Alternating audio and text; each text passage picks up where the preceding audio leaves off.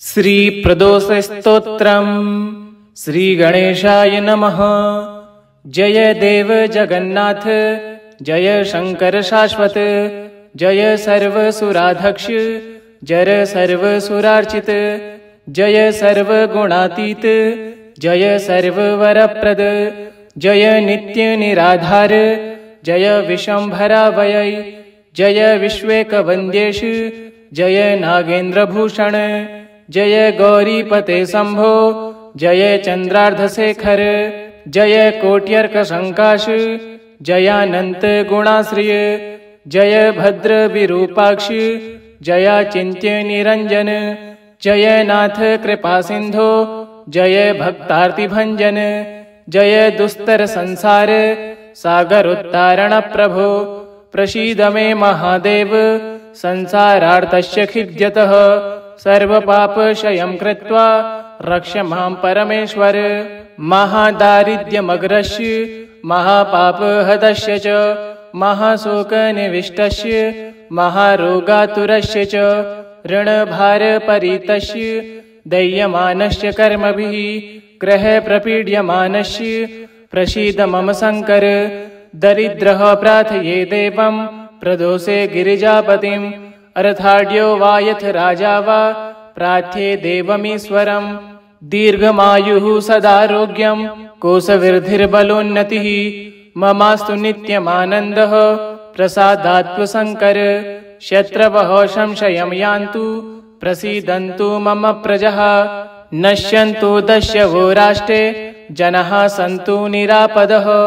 दुर्भिक्षमरिसन्तापः क्षयं यान्तु महीतले, सर्वशस्य समृद्धिश्च भूयात् सुखमया दिशः।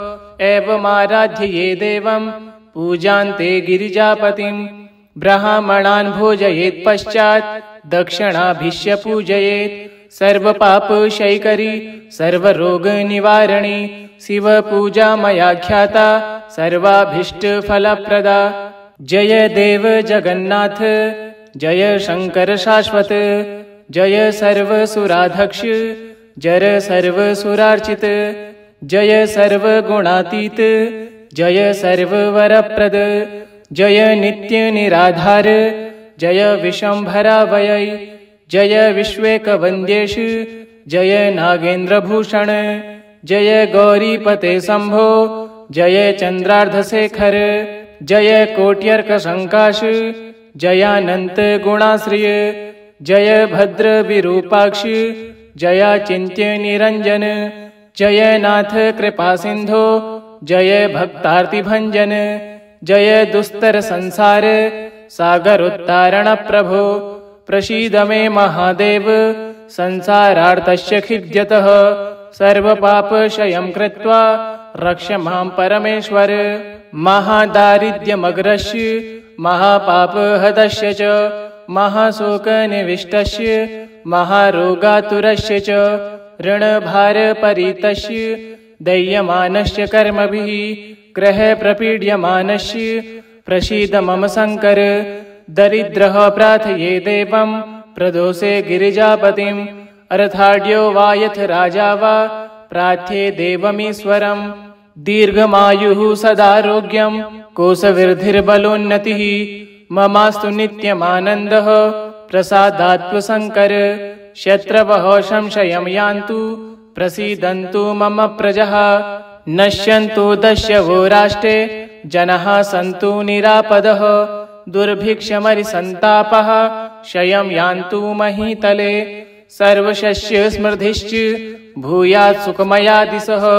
एवमाराध्य देवं पूजान्ते गिरिजापतिम्, ब्राह्मणान् भोजयेत् पश्चात् दक्षिणाभिष्य पूजयेत्। सर्वपापक्षयकरी सर्वरोगनिवारणी शिवपूजा मया ख्याता सर्वाभीष्टफलप्रदा। जय देव जगन्नाथ, जय शंकर शाश्वत, जय सर्वसुराध्यक्ष, जय सर्वसुरार्चित, जय सर्वगुणातीत, जय सर्ववरप्रद, जय नित्य निराधार, जय विशंभरावयै, जय विश्वेकवन्द्येश, जय नागेन्द्रभूषण, जय गौरीपते शंभो, जय चंद्रार्धशेखर जय कोट्यर्कशंकाश जयानंत गुणाश्रिय जय भद्र विरूपाक्ष जयाचिन्त्य निरंजन जय नाथ कृपा सिंधो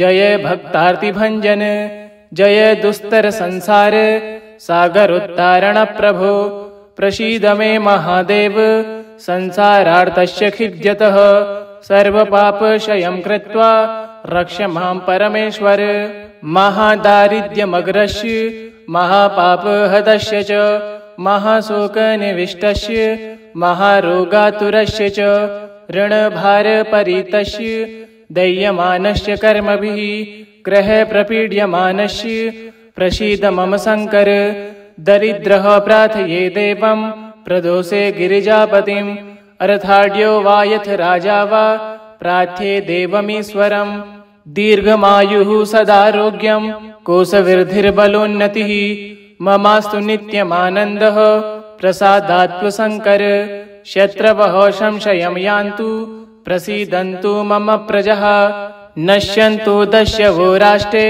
जनाः सन्तु निरापदः दुर्भिक्षमरिसन्तापः क्षयं यान्तु महीतले सर्वशस्य स्मृतिश्च भूयात् सुखमया दिशः एवमाराध्य ये देवं पूजान्ते गिरिजापतिं ब्राह्मणान् भोजयेत् पश्चात् दक्षिणाभिष्य पूजयेत् सर्वपापक्षयकरी सर्वरोगनिवारणी शिवपूजा मया ख्याता सर्वाभीष्टफलप्रदा जय देव जगन्नाथ जय शंकर शाश्वत जय सर्वसुराध्यक्ष जय सर्वसुरार्चित जय सर्वगुणातीत जय सर्ववरप्रद जय नित्य निराधार जय विशंभरावयै जय विश्वेकवन्द्येश जय नागेन्द्रभूषण जय गौरीपते शंभो जय चंद्रार्धशेखर जय कोट्यर्कशंकाश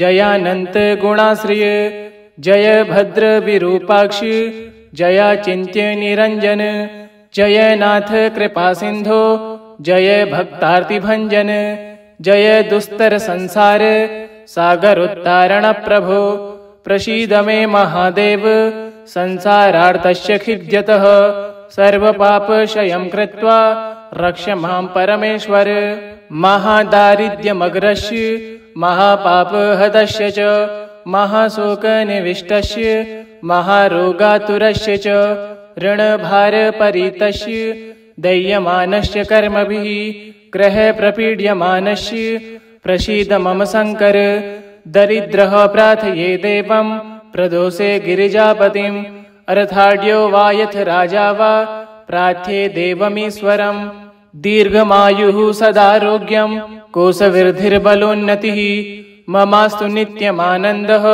प्रसादात्वशङ्कर शत्रवः संशयं यान्तु प्रसीदन्तु मम प्रजः नश्यन्तु दस्यवो राष्ट्रे जनाः सन्तु निरापदः दुर्भिक्षमरिसन्तापः क्षयं यान्तु महीतले सर्वशस्य स्मृतिश्च भूयात् सुखमया दिशः एवमाराध्य ये देवं पूजान्ते गिरिजापतिं ब्राह्मणान् भोजयेत् पश्चात् दक्षिणाभिष्य पूजयेत् सर्वपापक्षयकरी सर्वरोगनिवारणी शिवपूजा मया ख्याता सर्वाभीष्टफलप्रदा जय देव जगन्नाथ जय शंकर शाश्वत जय सर्वसुराध्यक्ष जय सर्वसुरार्चित जय सर्वगुणातीत जय सर्ववरप्रद जय नित्य निराधार जय विशंभरावयै जय विश्वेकवन्द्येश जय नागेन्द्रभूषण जय गौरीपते शंभो जय चंद्रार्धशेखर जय कोट्यर्कशंकाश जयानंत गुणाश्रिय जय भद्र विरूपाक्ष जयाचिन्त्य निरंजन जय नाथ कृपा सिंधो जय भक्तार्तिभंजन जय दुस्तर संसार सागरोत्तारण प्रभो प्रसीद मे महादेव संसारार्तस्य खिद्यतः सर्वपापक्षयं कृत्वा रक्ष मां परमेश्वर महादारिद्र्यमग्रस्य महापापहतस्य च महाशोकनिविष्टस्य महारोगातुरस्य च ऋणभारपरीतस्य दह्यमानस्य कर्मभिः ग्रहप्रपीड्यमानस्य प्रसीद मम शङ्कर। दरिद्रः प्रार्थये देवं प्रदोषे गिरिजापतिम् अर्थाढ्यो वा यथ राजा वा प्रार्थ्ये देवमीश्वरम्। दीर्घमायुः सदारोग्यं कोशवृद्धिर्बलोन्नतिः ममास्तु नित्यमानन्दः प्रसादात्वशङ्कर। शत्रवः संशयं यान्तु प्रसीदन्तु मम प्रजः नश्यन्तु दस्यवो राष्ट्रे जनाः सन्तु निरापदः। दुर्भिक्षमरिसन्तापः क्षयं यान्तु महीतले सर्वशस्य समृद्धिश्च भूयात् सुखमया दिशः। एवमाराध्य देवं पूजान्ते गिरिजापतिम् ब्राह्मणान् भोजयेत् पश्चात् दक्षिणाभिष्य पूजयेत्। सर्वपापक्षयकरी सर्वरोगनिवारणी शिवपूजा मया ख्याता सर्वाभीष्टफलप्रदा। जय देव जगन्नाथ जय शङ्कर शाश्वत जय सर्वसुराध्यक्ष जय सर्वसुरार्चित जय सर्वगुणातीत जय सर्ववरप्रद जय नित्यनिराधार जय विशंभरावयै जय विश्वेकवन्द्येश जय नागेन्द्रभूषण जय गौरीपते शम्भो जय चन्द्रार्धशेखर जय कोट्यर्कसङ्काश जयानन्त गुणाश्रिय जय भद्रविरूपाक्ष जयाचिन्त्य निरञ्जन जय नाथ कृपासिन्धो जय भक्तार्तिभञ्जन जय दुस्तर संसार सागरोत्तारण प्रभो। प्रसीद मे महादेव संसारार्तस्य खिद्यतः सर्वपापक्षयं कृत्वा रक्ष मां परमेश्वर। महादारिद्र्यमग्रस्य महापापहतस्य च महाशोकनिविष्टस्य महारोगातुरस्य च ऋणभारपरीतस्य दह्यमानस्य कर्मभिः ग्रहप्रपीड्यमानस्य प्रसीद मम शङ्कर। दरिद्रः प्रार्थये देवं प्रदोषे गिरिजापतिम् अर्थाढ्यो वा यथ राजा वा प्रार्थ्ये देवमीश्वरम्। दीर्घमायुः सदारोग्यं कोशवृद्धिर्बलोन्नतिः ममास्तु नित्यमानन्दः प्रसादात्वशङ्कर।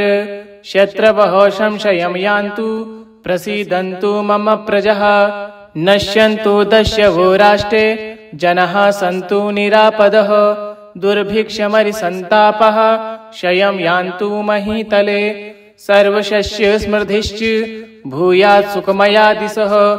एवमाराध्य देवं पूजान्ते गिरिजापतिम् ब्राह्मणान् भोजयेत् पश्चात् दक्षिणाभिष्य पूजयेत्। सर्वपापक्षयकरी सर्वरोगनिवारणी शिवपूजा मया ख्याता सर्वाभीष्टफलप्रदा। जय देव जगन्नाथ जय शङ्कर शाश्वत जय सर्वसुराध्यक्ष जय सर्वसुरार्चित जय सर्वगुणातीत जय सर्ववरप्रद जय नित्यनिराधार जय विशंभरावयै जय विश्वेकवन्द्येश जय नागेन्द्रभूषण जय गौरीपते शम्भो जय चन्द्रार्धशेखर जय कोट्यर्कसङ्काश जयानन्त गुणाश्रिय जय भद्रविरूपाक्ष जयाचिन्त्य निरञ्जन जय नाथ कृपासिन्धो जय भक्तार्तिभञ्जन जय दुस्तर संसार सागरोत्तारण प्रभो। प्रसीद मे महादेव संसारार्तस्य खिद्यतः सर्वपापक्षयं कृत्वा रक्ष मां परमेश्वर। महादारिद्र्यमग्रस्य महापापहतस्य च महाशोकनिविष्टस्य महारोगातुरस्य च ऋणभारपरीतस्य दह्यमानस्य कर्मभिः ग्रहप्रपीड्यमानस्य प्रसीद मम शङ्कर। दरिद्रः प्रार्थये देवं प्रदोषे गिरिजापतिम् अर्थाढ्यो वा यथ राजा वा प्रार्थ्ये देवमीश्वरम्।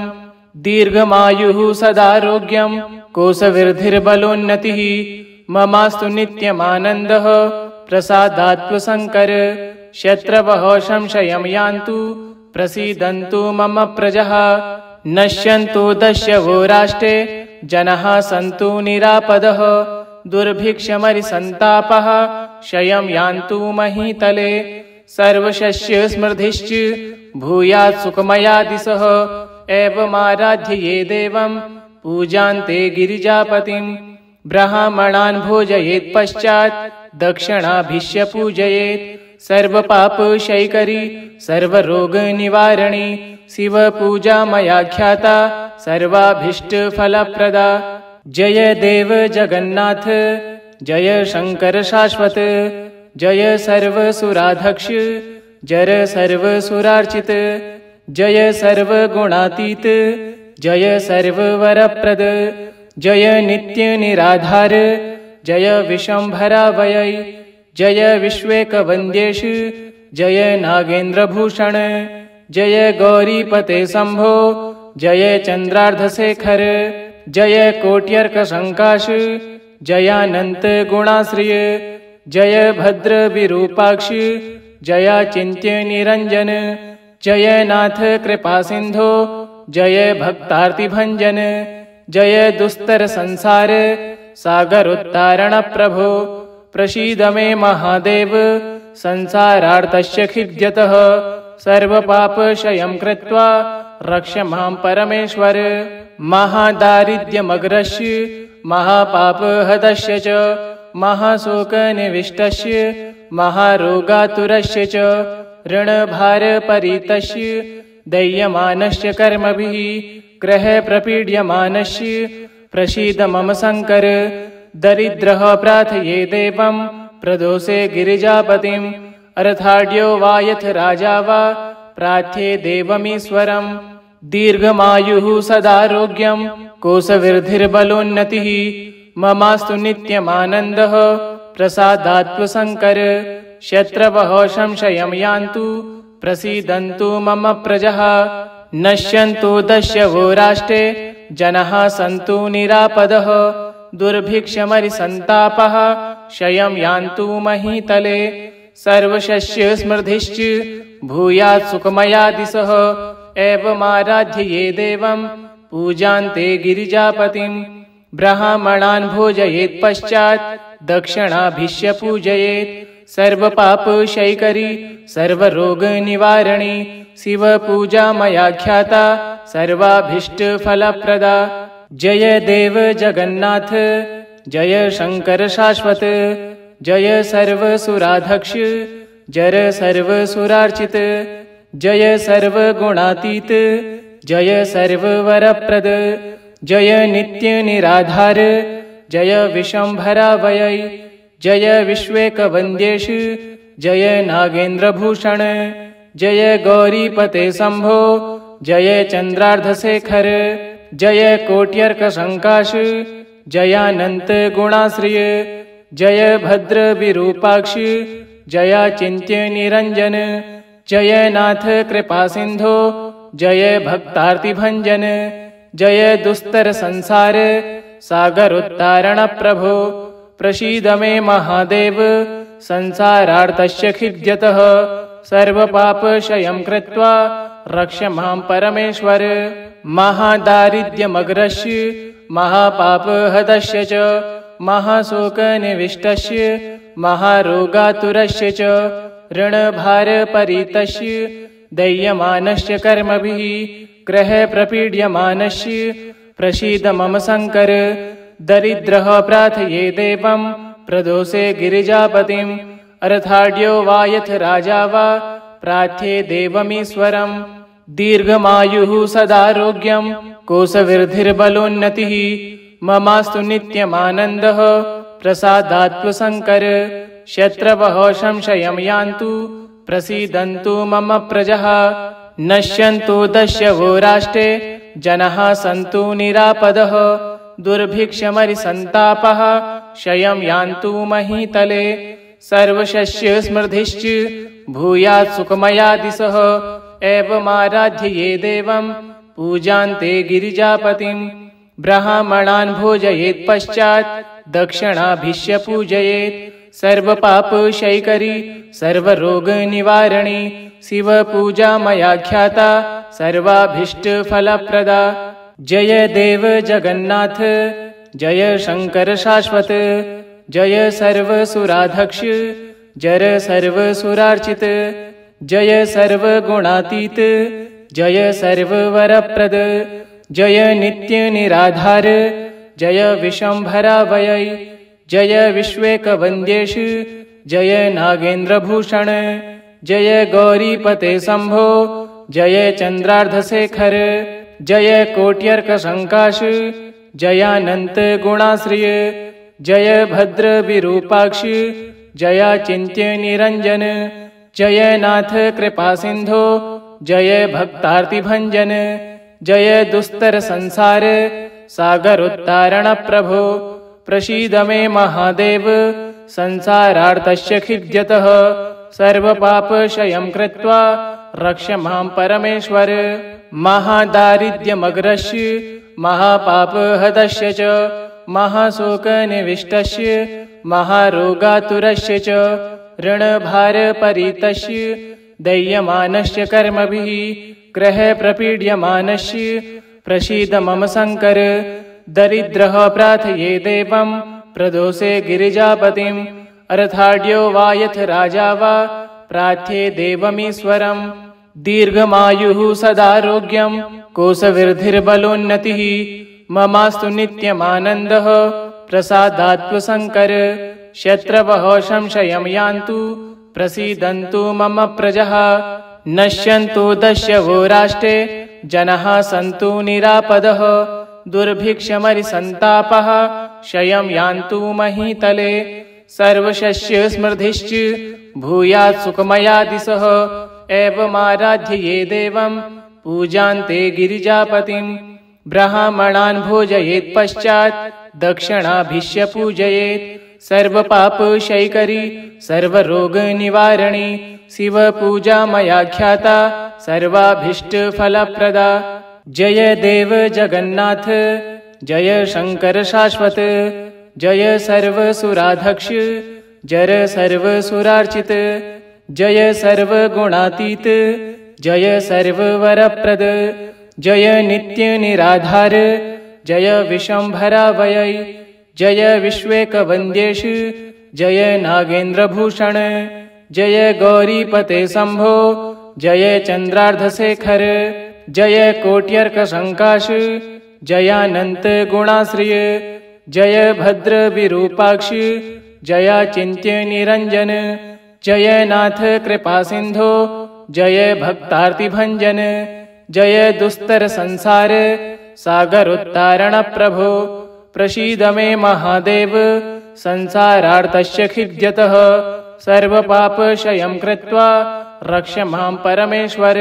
महादारिद्र्यमग्रस्य महापापहतस्य च महाशोकनिविष्टस्य महारोगातुरस्य च ऋणभारपरीतस्य दह्यमानस्य कर्मभिः ग्रहप्रपीड्यमानस्य प्रसीद मम शंकर।